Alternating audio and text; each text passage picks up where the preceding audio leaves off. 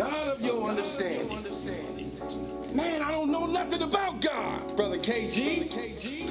I never believed in God. Oh, but you believed in the God of nicotine. You believed in the God of cocaine. You believed in the God of crystal meth. You believed in the God of heroin. You believed in every pill in existence. That was the God that you believed in. And that Goliath God that you believed in, and those gods that you trusted in, were drugs and alcohol. Almost killed you. Got you felonies. Got you put in jail cell. And for some reason, when you didn't believe in a God or had a God of your understanding, those gods were drugs and alcohol that put you in a jail cell and you were sitting in that cell. For some reason, you start thinking about mama and grandmama's God that they tried to get you to believe in. Oh, man.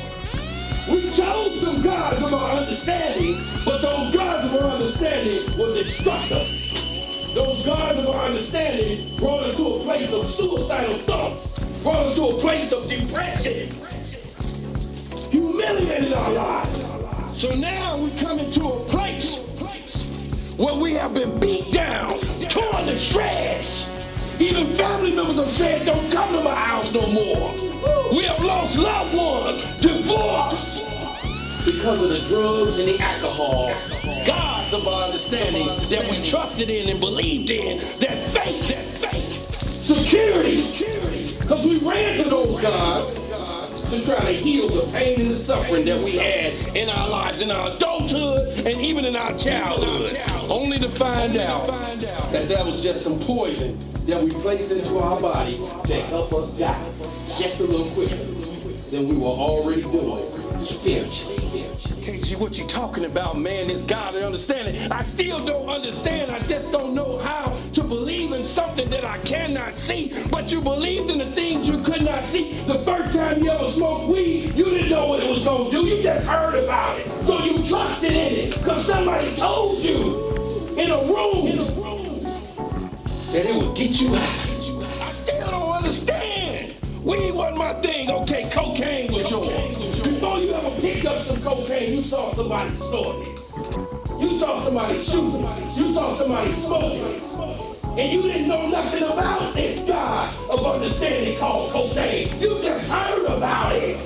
Well, cocaine wasn't my thing. Alcohol was my thing. That's all I did was drink. Every day I woke up in the morning and drank. I drank for lunch. I drank for dinner. That's all I did was drink. So I became a drunk. Made a decision to turn my will and my life over to care to a God as I understand.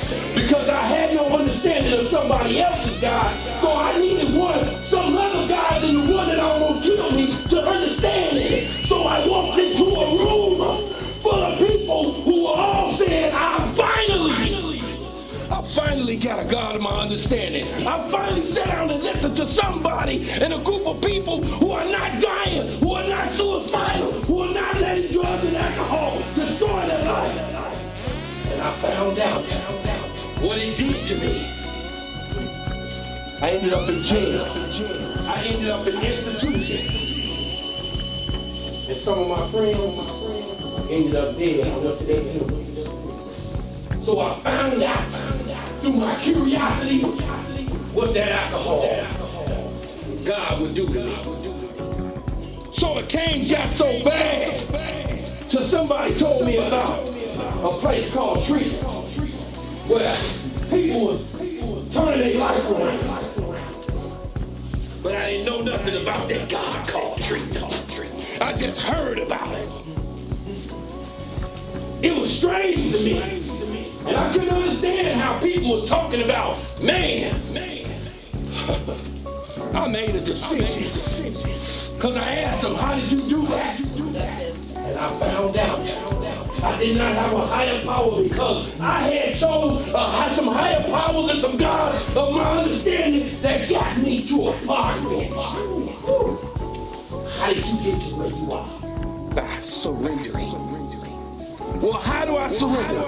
The same way when you was doing wrong and the police pulled the gun out and said, surrender. You threw your hands up and said, I surrender, and put you in a jail and close the door and set you in there by yourself. But how do I do this?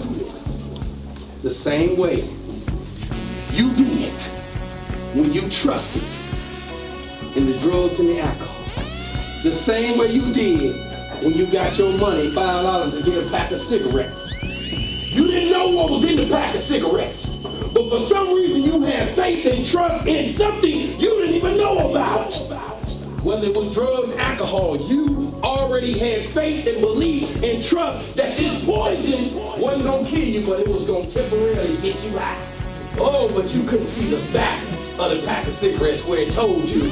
On one side it said Marlboro Newports, Cools, but on the back of it said it's poison. You never turned around to read the back of it. It told you it was poison, but you trusted.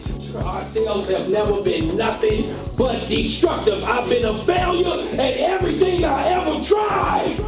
Please give me something in my life because I am almost dead. This might be the last time. Whoever you are, Creator, whoever you are,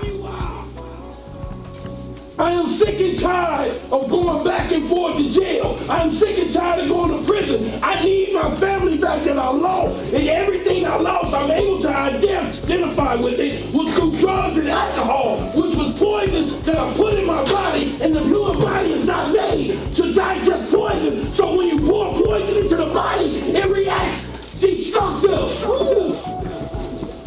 Picture this. Not gonna take up no more time. Picture this right here, being a bottle of gin. Can you picture this being a bottle of gin? Look at it. If this was a bottle of gin, it would be clear, right? Am I right? When you look at that bottle of gin and it's clear, you can see straight through it, am I right? What do you see? When I look at that bottle of gin, like you said, and I see clear, today I see divorce, suicide, vehicle homicide, jail, institutions, and death. But guess what? If you was able to see that in this bottle of gin, you would have never poured it inside.